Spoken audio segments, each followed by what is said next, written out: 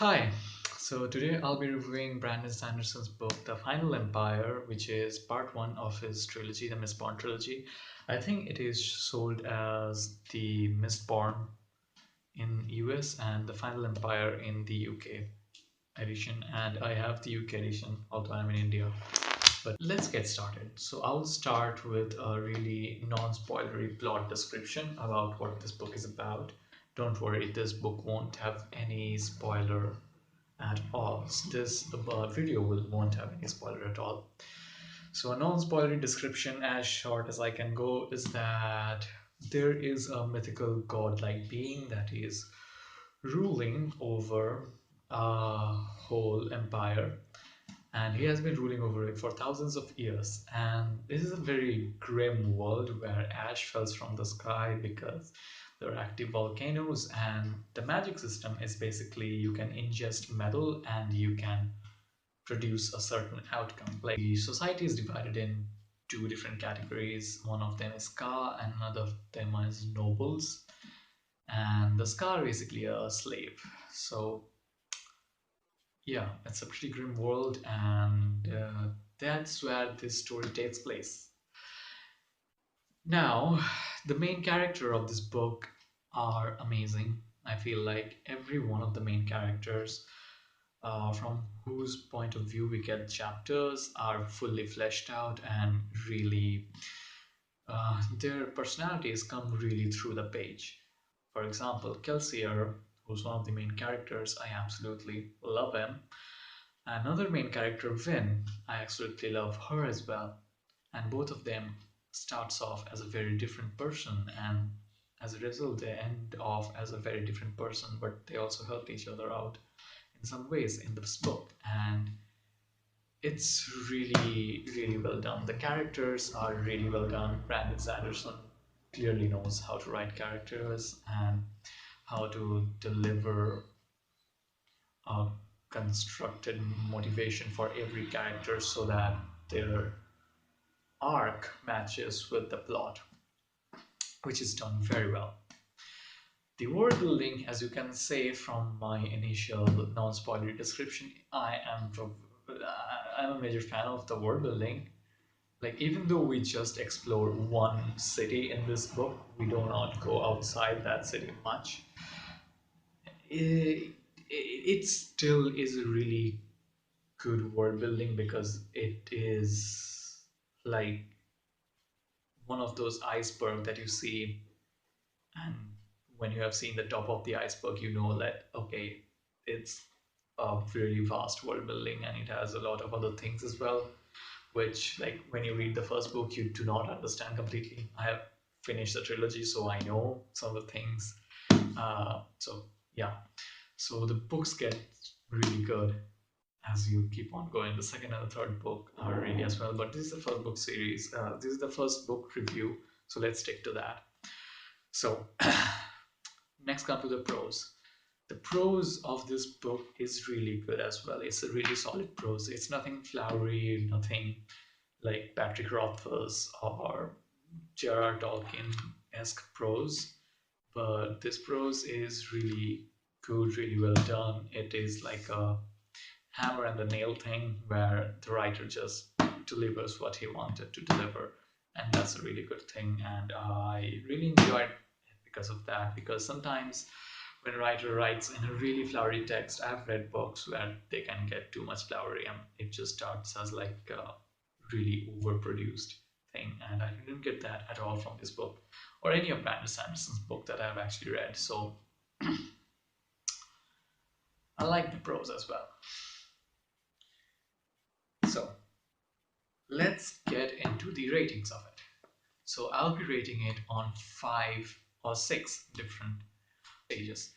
Number one, the prose. I will give the prose a solid 9 out of 10 because I love it. I love simple prose. I don't like prose when they're flowery, but that's just a personal taste. It would depend from person to person.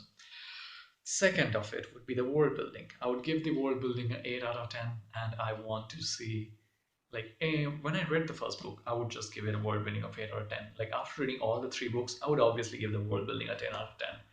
But if you just read the first book, yes, I will give it an 8 out of 10 because there are things I would love to get explored, and that actually does get explored in the second and the third book. So, yeah. On the plot, I would also give it a 10 out of 10 on the first book itself. Apart from just two different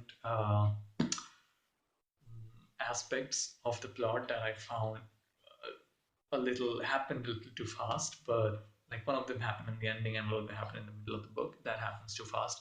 But apart from that, I think uh, like it's really well done. Like the plot's really well done. I don't have any major complaint from the plot or anything. The story is really well written.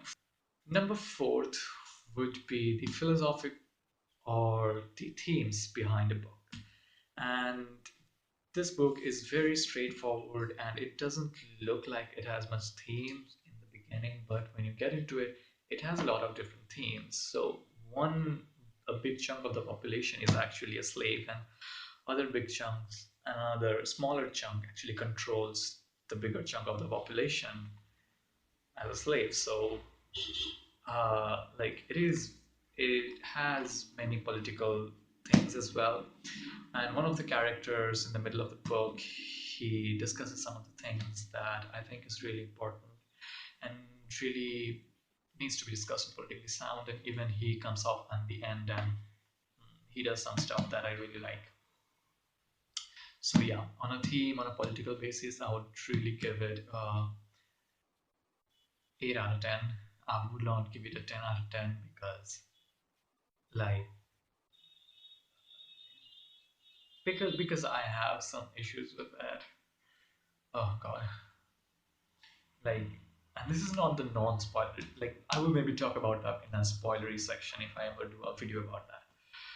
The fifth thing that I will be talking about is the overall enjoyment of the book. Now, the overall enjoyment of the book is well, a 10 out of 10 because I enjoyed this book thoroughly. Like, even if I have just read this first book and I haven't read the second or third, I would have still enjoyed it. And I remember enjoying it when I just read the first book and I haven't read the second and the third. And I was really excited for the second and the third. And the sixth thing is how excited I will be after reading the first book to go to the sequel. And that is also another 10 out of 10 because the way the book ends is a satisfying conclusion. It's like a mini arc or like a one book arc, let's say. It's a standalone. You can think of it as a standalone. Like it starts, it has a defined middle, and it ends. And that's it. Like if you don't want to read the second and third part, you can do that. You can just read the first part. If you don't like it, you don't have to read it. And that's why I think it's really good. But also, even when there is no like cliffhangers or anything in this first book, I still wanted to read the second and the third book because just the world and the characters and like it is amazing. Basically, it's amazing. Read it. I'm forcing people not to read this book. Yeah. So that's it for the first book review, and I hope you enjoyed this review. And I will be posting review of the second and the third book as well. And let me say me, do you want to see another spoilery chat where I do a spoilery chat of all the three books and talk about the major, not disappointments, but I think like the major things that could have been done in a better way, probably. Like, do you want to like this is so yeah, I might do a spoilery talk where I talk about what I liked and disliked about like specifically going to the spoilers of stuff I liked. But until then, I hope you enjoyed this review, and I hope you watch the second and third books review when it comes out. Goodbye.